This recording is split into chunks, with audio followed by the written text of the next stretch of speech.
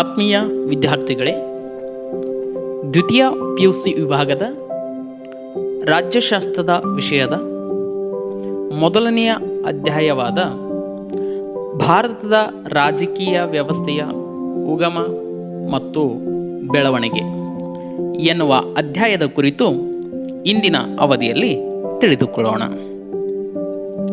ವಿದ್ಯಾರ್ಥಿಗಳೇ, ಭಾರತದ ರಾಜಕೀಯ ವ್ಯವಸ್ಥೆಯ ಉಗಮ ಮತ್ತು ಬೆಳವಣಿಗೆ ಎನ್ನುವಂತಹ ಒಂದು ವಿವರಣೆಯ ಹಾದಿಯನ್ನು ನೋಡುತ್ತಾ ಹೋದರೆ ಭಾರತದ ಸ್ವತಂತ್ರ ಸಂಗ್ರಾಮ ಎನ್ನುವಂಥದ್ದೇ ಇಡೀ ಪ್ರಪಂಚದಲ್ಲೇ ಒಂದು ಪ್ರಮುಖವಾದಂತಹ ಜನ ಆಂದೋಲನವಾಗಿದೆ.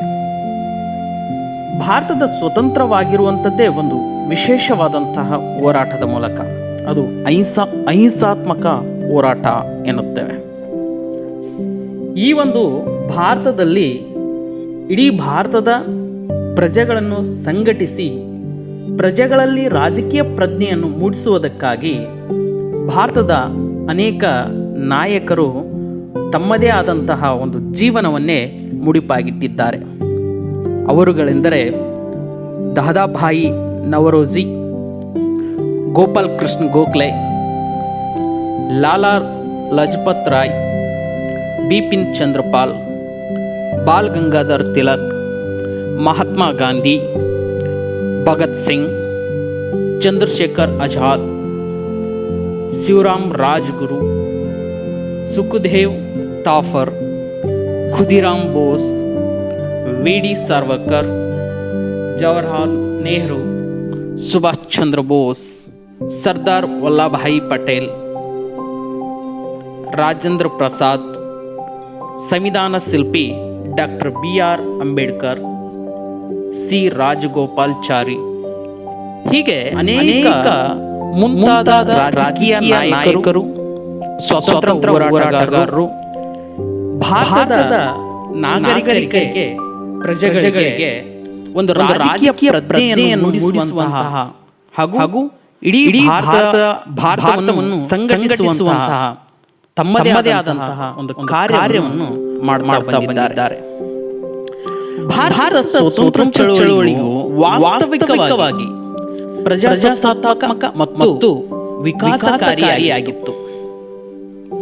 ಫ್ಯಾಸಿಸಂ ಮತ್ತು ಸಾಮ್ರಾಜ್ಯಶಾಹಿ ನೀತಿಗಳಿಗೆ ವಿರುದ್ಧವಾದ ರಾಷ್ಟ್ರೀಯ ಚಳವಳಿಯ ಉದಾತ್ತ ಮೌಲ್ಯಗಳಾದ ಜನತಾ ಸಾರ್ವಭೌಮತ್ವ, ಪ್ರಾತಿನಿಧಿಕ ಸರ್ಕಾರ, ನಾಗರಿಕ ಸ್ವತಂತ್ರ, ಸ್ವಾವಲಂಬಿ ಆರ್ಥಿಕತೆ, ಜಾತ್ಯತೀತತೆ, ವಿದೇಶಾಂಗ ನೀತಿ ಮುಂತಾದವುಗಳು ಸ್ವತಂತ್ರ ಭಾರತಕ್ಕೆ ಒಂದು ನಿರ್ದಿಷ್ಟ ನೆಲೆಯನ್ನೇ ಒದಗಿಸಿಕೊಟ್ಟಿವೆ. ಈ ಒಂದು ನಮ್ಮ ರಾಷ್ಟ್ರೀಯ ಚಳವಳಿಗಳು ಒಂದು ಉತ್ತಮವಾದ ಉದಾತ್ತ ಮೌಲ್ಯಗಳನ್ನು ನಾವು ಇವತ್ತಿಗೂ ಕಾಣಬಹುದು. ಹಾಗೆ ನಮ್ಮ ಸಂವಿಧಾನದಲ್ಲಿ ನಮ್ಮ ನಾಯಕರ ಹೋರಾಟದ ಮೌಲ್ಯಗಳು ಪ್ರತಿಬಿಂಬಿತವಾಗಿವೆ. ಸರ್ಕಾರ ಮತ್ತು ರಾಜಕೀಯ ಪಕ್ಷಗಳ ಕಾರ್ಯಕ್ರಮಗಳು ಹಾಗೂ ನೀತಿಗಳನ್ನು ಇವತ್ತು ಸಂವಿಧಾನದಲ್ಲಿ ಅಳವಡಿಸಿಕೊಳ್ಳಲಾಗಿದೆ.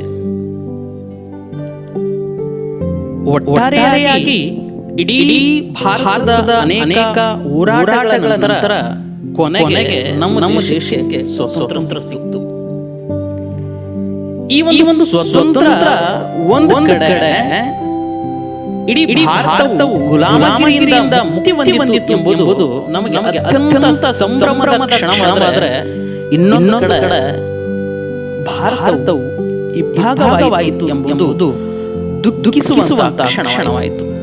ಇದು ನಾವು ಹೇಳುವ ಮಾತು ಅಷ್ಟೇ ಅಲ್ಲ, ನಮ್ಮ ದೇಶದ ಪಿತಾಮಹ ಅನಿಸಿಕೊಂಡಂತಹ ಮಹಾತ್ಮ ಗಾಂಧಿಯವರು ಕೂಡ ಈ ಮಾತನ್ನು ಸ್ವತಂತ್ರ ಸಂದರ್ಭದಲ್ಲಿ ಹೇಳಿದ್ದಾರೆ. ದೇಶದ ವಿಭಜನೆಯಿಂದ ಉದ್ಭವಿಸಿದಾಗ ಇಡೀ ಭಾರತ ದೇಶವು ಅನೇಕ ಸಂಕಷ್ಟಗಳಿಗೆ ಒಳಗಾಗುತ್ತೆ. ಯಾವಾಗ ನಮ್ಮ ಭಾರತ ದೇಶ ಸ್ವತಂತ್ರದ ಜೊತೆಗೆ ಭಾಗ ಆಗುತ್ತೋ ಅದರ ಜೊತೆಗೆ ಅನೇಕ ಸಮಸ್ಯೆಗಳನ್ನು ಭಾರತ ಎದುರಿಸಬೇಕಾಗುತ್ತೆ. ಜನರ ವಲಸೆ ನಡೆಯುತ್ತೆ. ಗಡಿ ಪ್ರದೇಶಗಳಲ್ಲಿ ಬೃಹತ್ ಪ್ರಮಾಣದ ಹಿಂಸಾತ್ಮಕ ಕೃತ್ಯಗಳು ನಡೀತವೆ. ಹಾಗೆ ಕೋಮು ಗಲಭೆಗಳು ಭುಗಿಲೇಳುತ್ತವೆ. ಇದರಿಂದ ಭಾರತದಲ್ಲಿ ಅನೇಕ ಸಮಸ್ಯೆಗಳು ಎದುರಾಗುತ್ತವೆ.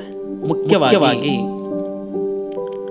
ದೇಶದ ಸ್ವತಂತ್ರ ಸಂಭ್ರಮವನ್ನು ಅನುಭವಿಸುವ ಕ್ಷಣಗಳಿಗೆ ಭಾರತವು ವಿಭಜನೆಯಿಂದ ಹಿನ್ನಡೆ ಉಂಟಾಗುತ್ತದೆ. ಅಂತಹ ಸಮಸ್ಯೆಗಳು ಏನಾದವು ಅಂದ್ರೆ ಭಾರತದಲ್ಲಿ ಕೃಷಿ ಮತ್ತು ಕೈಗಾರಿಕಾ ರಂಗಗಳಲ್ಲಿ ಸ್ಥಗಿತಗೊಳ್ಳುತ್ತೆ. ಇಡೀ ಭಾರತ ಆರ್ಥಿಕವಾಗಿ ಹಿನ್ನಡೆಯನ್ನು ಅನುಭವಿಸಬೇಕಾಗುತ್ತೆ. ದೇಶದಲ್ಲಿ ಬಡತನ ತಾಂಡವವಾಡುತ್ತೆ. ಹಾಗೆ ಅನೇಕ ರೀತಿಯಾದ ಆರೋಗ್ಯ ಸಮಸ್ಯೆಗಳು ಕೂಡ ಭಾರತದಲ್ಲಿ ಉದ್ಭವಿಸುತ್ತವೆ. ದೇಶದಲ್ಲಿ ಅಜ್ಞಾನದ ಪ್ರಮಾಣ ಹೆಚ್ಚಾಗುತ್ತೆ, ಅಸಮಾನತೆ ಆಗುತ್ತೆ. ಹೀಗೆ ಅನೇಕ ಸಮಸ್ಯೆಗಳ ಸರಮಾಲೆಯಿಂದ ಭಾರತ ಬಳಲಲು ಪ್ರಾರಂಭಗೊಳ್ಳುತ್ತೆ. ಇಂತಹ ಸಂದರ್ಭದಲ್ಲಿ ಸ್ವತಂತ್ರ ಭಾರತವು ನಿರ್ವಹಿಸಬೇಕಾಗಿರತಕ್ಕಂಥ ಅನೇಕ ಕಾರ್ಯಗಳು ನಮ್ಮ ಮುಂದೆ ಬರುತ್ತವೆ. ಅದರಲ್ಲಿ ಮೊದಲನೇದಾಗಿ ಇಡೀ ಭಾರತವನ್ನು ಭೌಗೋಳಿಕವಾಗಿ ಮತ್ತು ಆಡಳಿತಾತ್ಮಕವಾಗಿ ಒಗ್ಗೂಡಿಸುವುದು. ಎರಡನೆಯ ಪ್ರಕ್ರಿಯೆಯೆಂದರೆ ಸಂವಿಧಾನವನ್ನು ರಚಿಸುವುದು ಮತ್ತು ಜವಾಬ್ದಾರಿಯುತವಾದ ಹಾಗೂ ಪ್ರಾತಿನಿಧಿಕ ಪ್ರಜಾಪ್ರಭುತ್ವವನ್ನು ನಿರ್ಮಾಣ ಮಾಡುವುದು. ಪ್ರಮುಖವಾಗಿ ಮೂರನೆಯ ಒಂದು ಪಾಯಿಂಟ್ ಅಂದ್ರೆ ರಾಷ್ಟ್ರ ನಿರ್ಮಾಣದ ಪ್ರಕ್ರಿಯೆಗೆ ಚಾಲನೆ ನೀಡುವುದು.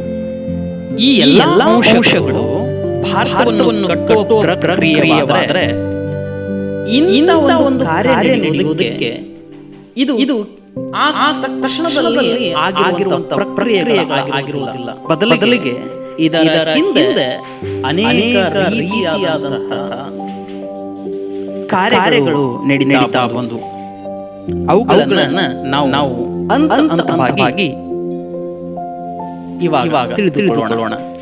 ಮೊದಲನೇದಾಗಿ ಬ್ರಿಟಿಷರು ಭಾರತಕ್ಕೆ ಆಗಮನದ ನಂತರ ಇಲ್ಲಿ ಈಸ್ಟ್ ಇಂಡಿಯಾ ಕಂಪನಿ ಎನ್ನುವಂಥದ್ದು ಕ್ರಿಸ್ತಶಕ 16ರಲ್ಲಿ ಪ್ರಾರಂಭಗೊಳ್ಳುತ್ತೆ.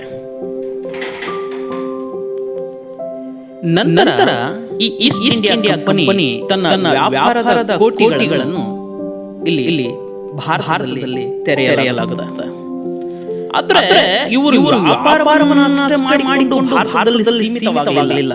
ಬದಲಿಗೆ ಈ ದೇಶದಲ್ಲಿ ರಾಜಕೀಯ ಚುಕ್ಕಾಣಿಯನ್ನು ಎನ್ನುವ ಅಪಾಪಿಯಿಂದ 1757ರಲ್ಲಿ ನಡೆದ ಪ್ಲಾಸಿಕದ ನಂತರ ಈ ಒಂದು ಬ್ರಿಟಿಷರು ರಾಜಕೀಯ ಅಧಿಕಾರವನ್ನು ಭಾರತದಲ್ಲಿ ಪಡೆದುಕೊಳ್ಳುತ್ತಾರೆ. ಈ ಕಂಪನಿಯು 1757ರಿಂದ 1858ರವರೆಗೆ ರಾಜಕೀಯ ಆಡಳಿತವನ್ನು ಮಾಡುತ್ತವ. ಆದರೆ ಈ ಕಂಪನಿಯ ಆಡಳಿತ ಹೇಗಿತ್ತು ಅಂದ್ರೆ ತುಂಬಾ ಭ್ರಷ್ಟಾಚಾರದಿಂದ ಕೂಡಿತ್ತು. ಜೊತೆಗೆ ಭಾರತೀಯ ನಾಗರಿಕರನ್ನು ತುಂಬಾ ಶೋಷಣೆಯನ್ನು ಮಾಡ್ತಾ ಇದ್ರು. ಈ ಸಂದರ್ಭದಲ್ಲಿ ತಾರತಮ್ಯ ಅನ್ನೋದು ಮುಗಿಲು ಹೋಗಿತ್ತು. ಹಾಗಾಗಿ ಇದನ್ನ ಸಹಿಸದ ಸಮಾಜ ಭಾರತ ನಾಗರಿಕರು ಇವರ ವಿರುದ್ಧ ದಂಗೆ ಏಳಬೇಕು ಅನ್ನುವಂತಹ ಕ್ಷಣದ ಹೃದಯ ಬಡಿತ ಏರುತ್ತಾ ಬರುತ್ತೆ. ಇದರ ಪ್ರತಿಫಲವಾಗಿ 1857ರಲ್ಲಿ ಸಿಪಾಯಿ ದಂಗೆ ನಡೆಯುತ್ತೆ. ಬ್ರಿಟಿಷರನ್ನು ಸಿಪಾಯಿ ದಂಗೆ ಅಂತ ಕರೆದರೆ ಭಾರತೀಯ ನಾಗರಿಕರು ನಾವು ಇದನ್ನು ಪ್ರಥಮ ಸ್ವತಂತ್ರ ಸಂಗ್ರಾಮ ಎಂದು ಕರೆಯುತ್ತೇವೆ. ಈ ಒಂದು 1857ರ ಭಾರತದ ಸ್ವತಂತ್ರ ಸಂಗ್ರಾಮದ ನಂತರ ಬ್ರಿಟಿಷ್ ಆಡಳಿತ ತನ್ನ ಒಂದು ಆಡಳಿತದಲ್ಲಿ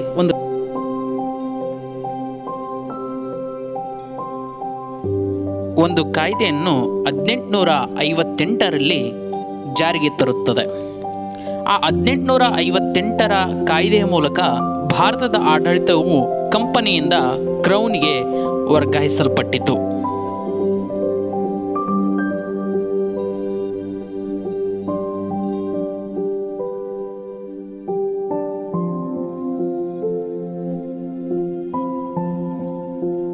ಏನ್ ಮಾಡುತ್ತೆ ಅಂದ್ರೆ ಕಂಪನಿಯ ಆಡಳಿತದಿಂದ ಕ್ರೌನ್ಗೆ ವರ್ಗಾಯಿಸಲ್ಪಟ್ಟಿತ್ತು ಅಂತ ಹೇಳಬೇಕಾಗುತ್ತೆ.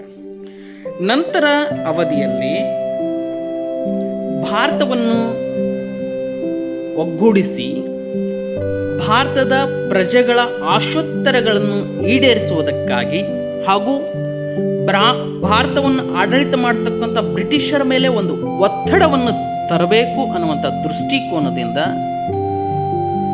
ಒಂದು ಸಂಘಟನೆಯನ್ನು ಸ್ಥಾಪಿಸಬೇಕು, ಒಂದು ಪಕ್ಷವನ್ನು ಕಟ್ಟಬೇಕು ಅಂತ ಹೇಳಿ ನಮ್ಮ ನಾಯಕರು ತಮ್ಮಲ್ಲಿ ಒಂದು ಆಲೋಚನೆಗೆ ಬಂದಾಗ 1885ರಲ್ಲಿ ಭಾರತ ರಾಷ್ಟ್ರೀಯ ಕಾಂಗ್ರೆಸ್ ಸ್ಥಾಪನೆಗೊಳ್ಳುತ್ತೆ. ಇದರಿಂದ ಬ್ರಿಟಿಷರ ಹಲವು ಕಾಯ್ದೆಗಳು ಅನುಷ್ಠಾನಕ್ಕೆ ತರುವ ಮೂಲಕ ಭಾರತೀಯರ ಬೇಡಿಕೆಗಳನ್ನು ಈಡೇರಿಸುವಂಥ ಪ್ರಯತ್ನ ಈ ಒಂದು ಕಾಂಗ್ರೆಸ್ ರಾಷ್ಟ್ರೀಯ ಪಕ್ಷದ ಮುಖಾಂತರ ಸಾಧ್ಯವಾಗುತ್ತೆ. ಈ ಒಂದು ದಿಶೆಯಲ್ಲಿ ರಚನೆ ಆಗಿರತಕ್ಕಂತಹ ಈ ಪಕ್ಷ ಬಂದ ನಂತರ ಕೆಲವು ಸುಧಾರಣೆಗಳು, ಕಾಯ್ದೆಯಲ್ಲಿ ಕೆಲವು ಸುಧಾರಣೆಗಳು ಬರ್ತವೆ. ಅದರಲ್ಲಿ ಮೊದಲನೇ ಕಾಯ್ದೆ 1909ರ ಮಿಂಟೋ ಮಾರ್ಲೆ ಸುಧಾರಣೆ ಆಕ್ಟ್ ಕಾಯ್ದೆ ಅಂತ ಏನು ಕರಿತೀವೋ, ಇದು ಏನು ಮಾಡುತ್ತೆ ಅಂತಂದ್ರೆ ಪ್ರಥಮ ಬಾರಿಗೆ ಭಾರತೀಯರಿಗೆ ಆಡಳಿತದಲ್ಲಿ ಪಾಲ್ಗೊಳ್ಳುವಂಥ ಒಂದು ಅವಕಾಶವನ್ನು ನೀಡುತ್ತೆ. ಹಾಗೆ ಪ್ರಥಮ ಬಾರಿಗೆ ಮುಸ್ಲಿಂ ಧರ್ಮದವರಿಗೆ ಪ್ರತ್ಯೇಕ ಮತದಾರರ ಕ್ಷೇತ್ರವನ್ನು ಕಲ್ಪಿಸುವ ಗುರಿಯನ್ನು ಇದು ಹೊಂದಿತ್ತು. ಮಿಂಟೋ ಮಾರ್ಲೆ ಸುಧಾರಣೆ ಅನ್ನುವಂತಹ ಒಂದು ಕಾಯ್ದೆ ಅನ್ನುವಂಥದ್ದು. ಇನ್ನು ಎರಡನೆಯ ಕಾಯ್ದೆ 1919ರ ಕಾಯ್ದೆ ಅಂತ ಕರಿತೀವಿ. ಮಾಂಟೆಗೋ ಚೆಲ್ಸ್ಬರ್ಗ್ ಕಾಯ್ದೆ ಅಂತ, ವರದಿ ಅಂತ ಹೇಳ್ತೀವಿ. ಇದು ಏನು ಮಾಡ್ತು ಅಂದರೆ ಭಾರತದಲ್ಲಿ ಒಂದು ಜವಾಬ್ದಾರಿಯುತವಾದಂಥ ಸರ್ಕಾರ ಪ್ರಚುರಪಡಿಸುತ್ತೆ. ಹಾಗೆ ಬ್ರಿಟಿಷ್ ಪ್ರಾಂತ್ಯಗಳಲ್ಲಿ ಡಯಾರ್ಕಿ ಅಂದರೆ ದ್ವಿಸರ್ಕಾರ ಪದ್ಧತಿ ಅಂತ, ಈ ಒಂದು ದ್ವಿಸರ್ಕಾರ ಪದ್ಧತಿಯನ್ನು ಜಾರಿಗೆ ತರುವಂತಹ ಒಂದು ಉದ್ದೇಶವನ್ನು ಪ್ರಚುರಪಡಿಸುತ್ತೆ ಅನ್ನುವಂಥದ್ದು. ಯಾವ ಕಾಯ್ದೆ? 1919ರ ಮಾಂಟೆಗೋ ಚೆಲ್ಸ್ಬರ್ಗ್ ವರದಿ ಅನ್ನುವಂಥದ್ದು. ಆದರೆ ಈ ಕಾಯ್ದೆಗಳು ಭಾರತದ ಪ್ರಜೆಗಳ ಆಶೋತ್ತರಗಳನ್ನು ಈಡೇರಿಸುವಲ್ಲಿ ವಿಫಲಗೊಳ್ತವೆ. ಮತ್ತು ಭಾರತದಲ್ಲಿ ಚಳುವಳಿ ಅನ್ನುವಂಥವು ತಾರಕ್ಕೇರುತ್ತವೆ.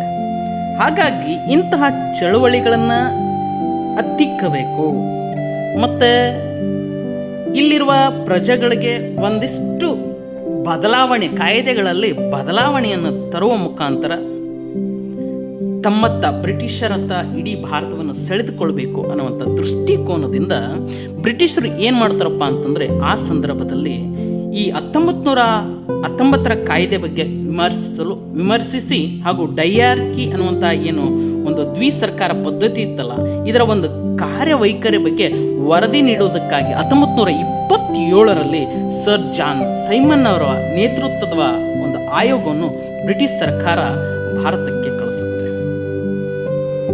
ಈ ಒಂದು ಸೈಮನ್ ಆಯೋಗ ಭಾರತಕ್ಕೆ ಬಂದ ನಂತರ ಅದು ಒಂದು ನಿರ್ಧಾರಕ್ಕೆ ಬರುತ್ತೆ, ಭಾರತಕ್ಕೆ ಒಂದು ಡೊಮಿನಿಯನ್ ಸ್ಥಾನವನ್ನು ನೀಡಬೇಕು ಅಂತೇಳಿ 1929ರಲ್ಲಿ ಘೋಷಣೆ ಮಾಡುತ್ತೆ. ಇದರ ತರುವಾಯ ಅದೇ ಸಂದರ್ಭದಲ್ಲಿ ಲಂಡನ್ನಲ್ಲಿ ನಡೆದಂತಹ ಒಂದು ದುಂಡು ಮೇಜಿನ ಸಮ್ಮೇಳನಗಳು ಅಂತ 1930, ವೆರಿ ಇಂಪಾರ್ಟೆಂಟ್, ದುಂಡು ಮೇಜಿನ ಸಮ್ಮೇಳನಗಳು 3 ಸಮ್ಮೇಳನಗಳು ನಡೀತಾವೆ. ಅದರ ಬಗ್ಗೆ ಗಮನ ಇರಬೇಕು ವಿದ್ಯಾರ್ಥಿಗಳೇ. 1930, 1931 ಮತ್ತು 1932 ಎಲ್ಲಿ ನಡೀತವೆ ಈ ದುಂಡು ಮೇಜಿನ ಸಮ್ಮೇಳನಗಳು ಅಂದರೆ ಲಂಡನ್ನಲ್ಲಿ ನಡೀತವೆ. ಈ ಒಂದು 3 ದುಂಡು ಮೇಜಿನ ಸಮ್ಮೇಳನದಲ್ಲಿ ಸೈಮನ್ನ ವರದಿ ಏನಿತ್ತು, ಇಲ್ಲಿ ಬಂದು ಕಾಸಿ ಏನು ಡಯಾರ್ಕಿಯ ಕಾರ್ಯವೈಖರಿ ಮತ್ತು 1900ರ ಕಾಯ್ದೆಯ ಬಗ್ಗೆ ವಿಮರ್ಶಿಸೋದಕ್ಕೆ ಆತನೇನು ಭಾರತಕ್ಕೆ ಕಳಿಸಿದ್ರು, ಇದನ್ನೆಲ್ಲ ಒಂದು ಕಾರ್ಯವೈಖರಿಯ ವರದಿಯನ್ನು ಪರಿಗಣಿಸಿ ಆ ಒಂದು ಸಮ್ಮೇಳನದಲ್ಲಿ ಒಂದು ಶ್ವೇತ ಪತ್ರವನ್ನು ಹೊರಡಿಸಲಾಗ್ತದೆ. ಆ ಒಂದು ಶ್ವೇತ ಪತ್ರದ ಮುಖ್ಯಾಂಶಗಳು ಏನಿದಾವೆ ಅಂದರೆ ಪ್ರಮುಖವಾಗಿ ಮೊದಲನೆಯ ಒಂದು ಮುಖ್ಯಾಂಶ ಅಂದರೆ ಭಾರತದಲ್ಲಿ ಏನು ಮಾಡಬೇಕು ಅನ್ನುವಂಥ ಅಂಶಗಳು, ದುರ್ಬಲ ವರ್ಗಗಳಿಗೆ ಶಿಕ್ಷಣ ಸೌಲಭ್ಯಗಳು ಮತ್ತು ರಾಜಕೀಯ ಮೀಸಲಾತಿಯನ್ನು ಕೊಡಬೇಕು ಅನ್ನುವಂಥದ್ದು. ಎರಡನೆಯದು ಸಾರ್ವತ್ರಿಕ ವಯಸ್ಕ ಮತದಾನ ಪದ್ಧತಿ ಇವತ್ತಿಗೂ ಇದೆ ಇದು. ಹಾಗೆ ಕೋಮು ಪ್ರಾತಿನಿಧ್ಯ ಜೊತೆಗೆ ಅಸ್ಪೃಶ್ಯರಿಗೆ ಪ್ರತ್ಯೇಕ ಮತದ ಅಧಿಕಾರವನ್ನು ನೀಡಬೇಕು ಅನ್ನುವಂತಹ ನಿರ್ಣಯಗಳನ್ನು ಈ ಒಂದು ಸಮ್ಮೇಳನದಲ್ಲಿ ಘೋಷಣೆ ಮಾಡ್ತಾರೆ. ಆದರೆ ಈ ಎಲ್ಲ ಅಂಶಗಳನ್ನು ನಮ್ಮ ರಾಷ್ಟ್ರೀಯ ನಾಯಕರು ಒಪ್ಪಿಕೊಳ್ಳೋದಿಲ್ಲ. ಆದರೆ ಅದರಲ್ಲಿ ಮುಖ್ಯವಾಗಿ ಒಂದು ಅಂಶ ಯಾವುದಪ್ಪ ಅಂತಂದರೆ ಅಸ್ಪೃಶ್ಯರಿಗೆ ಪ್ರತ್ಯೇಕ ಮತದ ಅಧಿಕಾರ ಅನ್ನುವಂಥ ಒಂದು ನೀತಿ ಏನೈತಲ್ಲ, ಆ ನೀತಿಯನ್ನು ವಿರೋಧಿಸಿ ಅಮರಣಾಂತ ಉಪವಾಸ ಸತ್ಯಾಗ್ರಹವನ್ನು ಗಾಂಧೀಜಿಯವರು ಕೈಗೊಳ್ಳುತ್ತಾರೆ. ಆ ಒಂದು ನಿಟ್ಟಿನಲ್ಲಿ ಕಾಂಗ್ರೆಸ್ ನಾಯಕರಾಗಿರ್ತಕ್ಕಂಥ ನಾಯಕರು ಗಾಂಧೀಜಿಯವರನ್ನ ಭೇಟಿ ಮಾಡ್ತಾರೆ. ಈ ನಿಟ್ಟಿನಲ್ಲೇ ಒಂದಿಷ್ಟು ಮಾತುಕತೆ ನಡೆದು ಅಸ್ಪೃಶ್ಯರಿಗೆ ಪ್ರತ್ಯೇಕ ಮತದ ಅಧಿಕಾರದ ಬದಲಾಗಿ ದುರ್ಬಲ ವರ್ಗಗಳಿಗೆ ಮೀಸಲಾತಿಯನ್ನು ಕಲ್ಪಿಸುವ ಒಂದು ನಿರ್ಣಯಕ್ಕೆ ಬರಲಾಗ್ತದೆ. ಬಂದ ನಂತರ ಒಂದು ಒಪ್ಪಿಗೆ ಆಗುತ್ತಾ. ಮುಖ್ಯವಾಗಿ ಯಾರ ನಡುವೆ ಒಪ್ಪಿಗೆ ಆಗುತ್ತಪ್ಪ ಅಂತಂದ್ರೆ ಗಾಂಧಿ ಮತ್ತು ಅಂಬೇಡ್ಕರ್ ನಡುವೆ ಸೆಪ್ಟೆಂಬರ್ 24, 1932. ವಿದ್ಯಾರ್ಥಿಗಳೇ, ತುಂಬ ಮುಖ್ಯವಾದ ಅಂಶ ಇದು. ಗಾಂಧಿ ಮತ್ತು ಅಂಬೇಡ್ಕರ್ ಮಧ್ಯೆ ಆಗಿರುವಂಥ ಒಪ್ಪಂದ ಸೆಪ್ಟೆಂಬರ್ 24, 1932 ಒಪ್ಪಂದ. ಯಾವ ಒಪ್ಪಂದ ಅಂತ ಕರಿತೀವಿ ಅಂದರೆ ಪುನಾ ಒಪ್ಪಂದ ಅಂತ ಕರಿತೀವಿ. ಪುನಾ ಒಪ್ಪಂದ ಆಗುತ್ತೆ. ಆಗ ಏನಾಗುತ್ತೆ ಅಂದರೆ ಇಲ್ಲಿ ಪ್ರತ್ಯೇಕ ಮತದ ಅಧಿಕಾರದ ಬದಲಾಗಿ ದುರ್ಬಲ ವರ್ಗಗಳಿಗೆ ಮೀಸಲಾತಿಯನ್ನು ಕಲ್ಪಿಸುವಂತಹ ನಿರ್ಣಯಕ್ಕೆ ಬರಲಾಗ್ತದೆ ಅನ್ನುವಂತಹ ವಿಚಾರ. ಒಟ್ಟಾರೆಯಾಗಿ ಈ ಒಂದು ಸಮ್ಮೇಳನದ ನಂತರ ಹೊರಡಿಸಲಾಗಿರ್ತಕ್ಕಂಥ ಶ್ವೇತಪತ್ರದ ಮುಖ್ಯಾಂಶಗಳನ್ನು ನಾನು ಹೇಳಿದೆ. ಅದರ ನಂತರ ಈ ಒಂದು ಬ್ರಿಟಿಷ್ ಪಾರ್ಲಿಮೆಂಟಿನ ಜಂಟಿ ಆಯ್ಕೆ ಸಮಿತಿ ಪರಿಶೀಲಿಸಿದ ನಂತರ ಒಂದಿಷ್ಟು ಶಿಫಾರಸುಗಳನ್ನು ಕಳಿಸಿದ ನಂತರ ಮತ್ತೊಂದು ನೂತನವಾದಂತಹ ಕಾಯ್ದೆ ಬರುತ್ತೆ. ಅದು 1935 ಭಾರತ ಸರ್ಕಾರ ಕಾಯ್ದೆ ಅಂತ ಹೇಳಿ. ಇದನ್ನು ಸಂವಿಧಾನದ ನೀಲಿ ನಕ್ಷೆ ಅಂತಲೂ ಕೂಡ ಕರೆಯಲಾಗ್ತದೆ. ಈ ಒಂದು 1935 ಕಾಯ್ದೆ ಅನ್ನುವಂಥದ್ದು ಏನಿದೆ, ಅದು ಒಟ್ಟು 321 ವಿಧಿಗಳು ಹಾಗೂ 10 ಅನುಬಂಧಗಳನ್ನು ಒಳಗೊಂಡಿತ್ತು. ಹಾಗಾದರೆ ಈ ಒಂದು 1935 ಕಾಯ್ದೆಯ ಮುಖ್ಯಾಂಶಗಳು ಏನು ಅನ್ನುವಂಥದ್ದನ್ನು ಈಗ ತಿಳಿದುಕೊಳ್ಳೋಣ. ಈ ಒಂದು ಮೊದಲನೆಯ ಪಠ್ಯದಲ್ಲಿ ಅತ್ಯಂತ ಪ್ರಮುಖವಾದಂಥ ವಿಚಾರ ಅಂದರೆ ಇದು. ಯಾಕಂದರೆ ವಾರ್ಷಿಕ ಪರೀಕ್ಷೆಯ ದೃಷ್ಟಿಕೋನದಿಂದ 5 ಅಂಕದ ಪ್ರಶ್ನೆ ಬರುವಂತಹ ಬಹಳಷ್ಟು ಸಂಭವನೀಯತೆ ಇದೆ. ಏನು ಕೇಳಬಹುದು? 1935 ಕಾಯ್ದೆಯ ಮುಖ್ಯಾಂಶಗಳ ಕುರಿತು ಬರೆಯಿರಿ ಅಂತ ಬಹುತೇಕವಾಗಿ ಈ ಪ್ರಶ್ನೆ ವಾರ್ಷಿಕ ಪರೀಕ್ಷೆಯಲ್ಲಿ ಮರುಕಳಿಸ್ತಾ ಬಂದಿದೆ. ಹಾಗಾಗಿ ವಿದ್ಯಾರ್ಥಿಗಳೇ ಬಹಳಷ್ಟು ಈ ಕಡೆ ಗಮನ ವಹಿಸಬೇಕು. ಇಲ್ಲಿ ಮುಖ್ಯವಾಗಿ 6 ಪಾಯಿಂಟ್ಗಳಿದ್ದಾವೆ. ಆ 6 ಪಾಯಿಂಟ್ಗಳನ್ನು ತಮ್ಮ ಗಮನದಲ್ಲಿ ಇಟ್ಕೊಂಡ್ರೆ ಈ 5 ಅಂಕದ ಪ್ರಶ್ನೆಗೆ 5 ಅಂಕದ ಉತ್ತರವನ್ನು ತಾವು ಬರೀಬಹುದು ಅನ್ನುವಂಥದ್ದು. ಹಾಗಾದರೆ ನೋಡಿ ಬಿಡೋಣ. 1935 ಕಾಯ್ದೆಯ ಮುಖ್ಯಾಂಶಗಳು ಯಾವುವು ಅಂದರೆ, ಒಂದನೇದು ಸಂಯುಕ್ತ ಪದ್ಧತಿ. 1935 ಕಾಯ್ದೆಯ ಭಾರತದ ಬ್ರಿಟಿಷ್ ಪ್ರಾಂತ್ಯಗಳು ಮತ್ತು ಘಟಕಗಳಾಗಿ ದೇಶೀಯ ಸಂಸ್ಥಾನಗಳನ್ನು ಒಳಗೊಂಡಂತಹ ಭಾರತದ ಸಂಯುಕ್ತ ಪದ್ಧತಿಗೆ ಅವಕಾಶವನ್ನು ಕಲ್ಪಿಸಿತ್ತು ಅನ್ನುವಂಥದ್ದು ಈ 35 ಕಾಯ್ದೆ. ಇನ್ನು 2ನೇ ಪಾಯಿಂಟ್ ಏನಂದರೆ ಅಧಿಕಾರ ವಿಭಜನೆ. ಅಂದರೆ ಸಮಗ್ರವಾಗಿ ಒಂದು ಆಡಳಿತ ಮಾಡಬೇಕಾಗಿತ್ತು ಅಂತಂದರೆ ಅದು ಒಬ್ಬ ವ್ಯಕ್ತಿಯಿಂದ ಅಥವಾ ಎಲ್ಲೋ ಒಂದು ಸಂಸ್ಥೆ ಒಂದು ಇದರಿಂದ ಮಾತ್ರ ಆಳ್ವಿಕೆ ಮಾಡಲಿಕ್ಕೆ ಆಗೋದಿಲ್ಲ. ಒಂದು ಸಮಗ್ರವಾಗಿ ಆಡಳಿತ ಮಾಡಬೇಕಾಗಿತ್ತಂತಂದ್ರೆ ವಿಭಾಗವಾರು ವಹಿಸ್ಕೊಡ್ಬೇಕಾಗತ್ತೆ, ಅಧಿಕಾರವನ್ನು ವಿಭಜಿಸಬೇಕಾಗುತ್ತೆ. ಆ ದೃಷ್ಟಿಕೋನದಿಂದ ಪ್ರಮುಖವಾಗಿ 3 ರೀತಿಯಾಗಿ ವಿಭಜನೆ ಮಾಡ್ತಾರೆ. +1 ಅಂತ ಹೇಳ್ತೀವಿ. 3+1 4 ರೀತಿಯಲ್ಲಿ ಅಧಿಕಾರವನ್ನು ವಿಭಜನೆ ಮಾಡ್ತಾರೆ. ಯಾವ ರೀತಿ ಅಧಿಕಾರ ವಿಭಜನೆಯಲ್ಲಿ ಸಬ್ ಪಾಯಿಂಟ್ಸ್ ಅ ಆ ಇ ಅಂತಾರ ಅನ್ಕೊಳ್ಳಿ, ABCD ಅಂತಾದರೂ ಬರ್ಕೊಳ್ಳಿ, ಪರವಾಗಿಲ್ಲ. 1ನೇದು ಕೇಂದ್ರ ಪಟ್ಟಿ, ಪ್ರಾಂತ್ಯಗಳ ಪಟ್ಟಿ, ಸಮವರ್ತಿ ಪಟ್ಟಿ. ಉಳಿದಂಥ ಈ 3 ಅಧಿಕಾರಗಳಿಂದ ಹೊರತುಪಡಿಸಿದ ಅಧಿಕಾರಗಳನ್ನು ಶೇಷಾಧಿಕಾರಗಳು ಅಂತ ಕರಿತೀವಿ. ಕೇಂದ್ರ ಪಟ್ಟಿ ಅಂತಂದ್ರೆ ಯಾವುವು ಇರಬಹುದು ಅಂತಂದ್ರೆ ಈಗಲೂ ಕೂಡ ಇದಾವೆ ಈ ಕೇಂದ್ರ ಪಟ್ಟಿಯಲ್ಲಿ ಕೆಲವೊಂದಿಷ್ಟು ಅಧಿಕಾರಗಳು. ವಿದೇಶಾಂಗ ವ್ಯವಹಾರ, ಕರೆನ್ಸಿ, ರಕ್ಷಣಾ ವ್ಯವಹಾರಗಳು, ಇನ್ನು ಮುಂತಾದವು ಅಂತ ಬರಿಬೇಕು ಈ ಕೇಂದ್ರ ಪಟ್ಟಿಯಲ್ಲಿ ಬರ್ತಕ್ಕಂಥ ಅಧಿಕಾರಗಳು. ಇನ್ನು ಪ್ರಾಂತ್ಯಗಳ ಪಟ್ಟಿ, ಇವತ್ತು ರಾಜ್ಯ ಪಟ್ಟಿ ಅಂತ ಹೇಳ್ತೀವಿ, ಆಗ ಪ್ರಾಂತ್ಯಗಳ ಪಟ್ಟಿ ಅಂತ ಕರಿತಿದ್ವಿ. ಪ್ರಾಂತ್ಯಗಳ ಪಟ್ಟಿ ಅಂತಂದ್ರೆ ಪೊಲೀಸು, ಶಿಕ್ಷಣ, ಇನ್ನು ಮುಂತಾದಂಥ ವಿಷಯಗಳು, ಒಟ್ಟು 54 ವಿಷಯಗಳನ್ನು ಒಳಗೊಂಡಿತ್ತು. ಕೇಂದ್ರ ಪಟ್ಟಿ 59 ವಿಷಯಗಳಾದರೆ ಪ್ರಾಂತ್ಯ ಪಟ್ಟಿ 54 ವಿಷಯಗಳಿಂದ ಒಳಗೂಡಿತ್ತು ಅನ್ನುವಂಥದ್ದು. ಇನ್ನು ಮುಂದಿನದಾಗಿ 3ನೇ ಸಬ್ ಪಾಯಿಂಟ್ ಅಂದರೆ ಸಮವರ್ತಿ ಪಟ್ಟಿ. ಸಮವರ್ತಿ ಪಟ್ಟಿಯಲ್ಲಿ ಕ್ರಿಮಿನಲ್ ಲಾ, ಸಿವಿಲ್ ಪ್ರೊಸೀಜರ್ಸ್, ವಿವಾಹ ಮತ್ತು ವಿಚ್ಛೇದನ ಅನ್ನುವಂಥ ವಿಷಯವನ್ನು ಒಳಗೊಂಡ 36 ವಿಷಯಗಳನ್ನು ಒಳಗೊಂಡಿತ್ತು ಅನ್ನುವಂಥದ್ದು. ಇವುಗಳನ್ನು ಹೊರತುಪಡಿಸಿ ಇವುಗಳಿಂದ ಹೊರ ಇರುವಂಥ ವಿಷಯಗಳು ಶೇಷಾಧಿಕಾರಗಳು ಅಂತ 4ನೇ ಸಬ್ ಪಾಯಿಂಟ್ ಬರುತ್ತೆ. ಎನಿವೆ, ಮುಖ್ಯವಾಗಿ 3ನೇ ಪಾಯಿಂಟು ಕೇಂದ್ರದಲ್ಲಿ ದ್ವಿಸರ್ಕಾರ ಪದ್ಧತಿ. ಆಗಲೇ ಹೇಳಿದೆ ನಾನು, ದ್ವಿಸರ್ಕಾರ ಪದ್ಧತಿ ಅಂದರೆ ಡಯಾರ್ಕಿ ಅಂತ ಕರಿತೀವಿ. ಡಯಾರ್ಕಿ ಅನ್ನುವಂಥದ್ದು ಅಂದರೆ 1919 ಕಾಯ್ದೆ ಅನ್ವಯ ಪ್ರಾಂತ್ಯಗಳಲ್ಲಿ ರಚಿಸಲಾದಂಥ ದ್ವಿಸರ್ಕಾರ ಪದ್ಧತಿಯನ್ನು ನಾವು ಇವತ್ತಿಗೂ ಕೂಡ ಕೇಂದ್ರದಲ್ಲಿ ಅಳವಡಿಸಿಕೊಂಡಿರುವಂಥದ್ದನ್ನು ನೋಡ್ತೀವಿ. 1935 ಕಾಯ್ದೆ ಅನ್ವಯ ಕಾರಂಗಿಯ ಅಧಿಕಾರವನ್ನು ಗವರ್ನರ್ ಜನರಲ್ನಲ್ಲಿ ಇದ್ದವು. ಒಟ್ಟಾರೆ ಶಾಸಕಾಂಗದ ಜವಾಬ್ದಾರಿಯಾಗಿಲ್ಲದ ಮತ್ತು ತಮ್ಮಿಂದ ನೇಮಿಸಲ್ಪಟ್ಟ ಕೌನ್ಸಿಲರ್ಗಳ ನೆರವಿನಿಂದ ಗವರ್ನರ್ ಜನರಲ್ ಅವರು ಕಾಯ್ದಿರಿಸುವಂಥ ವಿಷಯಗಳಾಗಿರ್ತಕ್ಕಂಥ ರಕ್ಷಣೆ, ವಿದೇಶಾಂಗ ವ್ಯವಹಾರಗಳು ಮುಂತಾದ ವಿಷಯಗಳ ಮೇಲೆ ಅಧಿಕಾರವನ್ನು ಚಲಾಯಿಸುವುದು. ಹಾಗೆ 2ನೇದು ಅಂದ್ರೆ ವರ್ಗಾಯಿಸಿದ ವಿಷಯಗಳಿಗೆ ಸಂಬಂಧಿಸಿದಂತೆ ಶಾಸಕಾಂಗ ಜವಾಬ್ದಾರಿಯಾದ ಕೌನ್ಸಿಲ್ ಆಫ್ ಮಿನಿಸ್ಟರ್ ಸಲಹೆಗನುಗುಣವಾಗಿ ಗವರ್ನರ್ ಜನರಲ್ಗಳು ಅಧಿಕಾರವನ್ನು ಚಲಿಸುವುದು. ಹೀಗೆ ಇದಕ್ಕೆ ಡಯಾರ್ಕಿ, ದ್ವಿಸರ್ಕಾರ ಅಂತ ಕರಿತೀವಿ. ಅರ್ಥ ಐತಲ್ಲ 3ನೇ ಪಾಯಿಂಟು. ಇನ್ನು ನೇರವಾಗಿ 4ನೇ ಪಾಯಿಂಟಿಗೆ ಹೋಗೋಣ. ಕೇಂದ್ರ 4ನೇ ಪಾಯಿಂಟ್ ಅಂದರೆ ಶಾಸಕಾಂಗ. ಇವು ಆಲ್ಮೋಸ್ಟ್ ಆಲ್ ಇತ್ತೀಚಿನ ನಮ್ಮ ಸಂವಿಧಾನದ ಇವಾಗ ಏನು ನೋಡ್ತೀವ, ಈ ಸಂವಿಧಾನದಲ್ಲಿ ಇರುವಂಥ ಅಂಶಗಳೇ ಇದು. 35 ಕಾಯ್ದೆಯ ಅಂಶಗಳಿಂದ ಬಹುತೇಕ ಅಂಶಗಳು ಇಂದಿನ ಸಂವಿಧಾನದಲ್ಲಿ ನಾವು ಅಳವಡಿಸಿಕೊಂಡಿದ್ದೇವೆ. 4ನೇದು ಶಾಸಕಾಂಗ ಅಂತ. ಅವಾಗ ಹೆಂಗಿತ್ತು ಶಾಸಕಾಂಗ? ಕೇಂದ್ರ ಶಾಸಕಾಂಗವು ಫೆಡರಲ್ ಅಸೆಂಬ್ಲಿ ಮತ್ತು ಕೌನ್ಸಿಲ್ ಆಫ್ ಸ್ಟೇಟ್ಸ್ನಿಂದ ಕೂಡಿತ್ತು. ಕೌನ್ಸಿಲ್ ಆಫ್ ಸ್ಟೇಟ್ಸ್ ಅಂತಂದ್ರೆ ಏನು ಅಂದ್ರೆ, ಇವತ್ತೇನು ನಾವು ಮೇಲ್ಸದನ ಅನ್ನೋದಕ್ಕೆ ರಾಜ್ಯಸಭೆ ಅಂತ ಏನು ಕರಿತೀವಲ್ಲ, ಅದು ಕೌನ್ಸಿಲ್ ಆಫ್ ಸ್ಟೇಟ್ಸ್ ಅಂತ ಮೇಲ್ಸದನ. ಇದು ಅವತ್ತು 260 ಸದಸ್ಯರನ್ನು ಹೊಂದಿತ್ತು. ಇನ್ನು 2ನೇದು ಶಾಸಕಾಂಗದಲ್ಲಿ ಕೆಳಮನೆ, ಕೆಳಸದನ ಅಂತಂದ್ರೆ ಫೆಡರಲ್ ಅಸೆಂಬ್ಲಿ ಅಂತ ಕರಿತೀವಿ. ಇದು ಒಟ್ಟು 375 ಸದಸ್ಯರನ್ನು ಒಳಗೊಂಡಿತ್ತು. ಇಷ್ಟು ಶಾಸಕಾಂಗದ ಬಗ್ಗೆ ಬರಿಬೇಕು.